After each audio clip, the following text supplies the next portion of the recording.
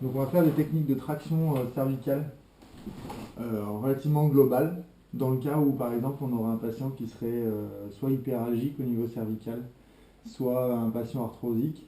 C'est des techniques qu'on pourra appliquer sur eux. Donc avant de pouvoir travailler directement sur l'articulation, puisque c'est ce qui nous intéresse, on peut procéder à des techniques d'inhibition pour justement, si on veut vraiment travailler sur l'articulation, relâcher les muscles qui sont cooptateurs de cette articulation. Par exemple, si on prend au niveau cervical, on va pouvoir dans un premier temps travailler sur les muscles sous-occipitaux. Donc pour ce faire, on va placer les mains sous la tête du patient et venir palper ici, juste sous l'occiput. Chercher, on peut avoir comme point de repère l'apophyse épineuse de C2 qui est légèrement postérieure par rapport aux autres, donc on va pouvoir la sentir. Se placer juste au-dessus et venir chercher les apophyses transverses de C1. Donc au niveau de l'atlas, voilà, et une fois qu'on les a sentis, donc on vient simplement pousser les doigts vers le haut, comme si on voulait pousser l'atlas vers le plafond. On dit au patient de bien se relâcher, de bien laisser tomber la tête vers l'arrière.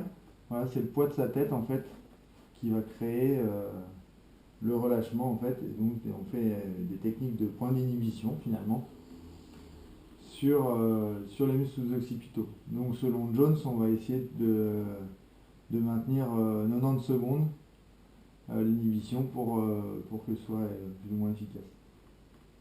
Ensuite, on va pouvoir travailler également sur l'élévateur de la scapula ou l'angulaire. Donc, si on travaille par exemple sur le côté droit, la main gauche va se placer sous l'occiput, maintenir la tête. Et ici, en avant du sillon du trapèze, ici en avant du trapèze sup, on va pouvoir venir ici chercher à la palpation le muscle élévateur de la scapula. On va se placer au pouce pour faire la technique d'inhibition. Une fois qu'on a ressenti le muscle, on va venir appuyer dessus. Et selon Jones, on vient prendre une position de confort pour le patient. Donc là, en l'occurrence, pour l'élévateur de la scapula, amener une inclinaison homolatérale et une rotation homolatérale ou hétérolatérale. L'objectif, c'est de limiter la douleur au niveau du patient, que ce soit le plus confortable possible pour lui, tout en créant l'inhibition que l'on maintient 90 secondes de nouveau. Une fois qu'on a fait ça, bien sûr, on peut travailler sur d'autres muscles de la région cervicale qui seraient cooptateurs, comme les scalènes par exemple. Donc une fois qu'on a fait ça, on va pouvoir travailler directement sur la traction au niveau cervical. Donc pour ce faire, on va placer les mains ici sous la nuque du patient, en mettant les éminences thénars contre les mastoïdes, donc juste en dessous des oreilles, sans venir écraser les oreilles bien sûr, et en essayant d'avoir les pouces écartés pour éviter de comprimer les carotides ici.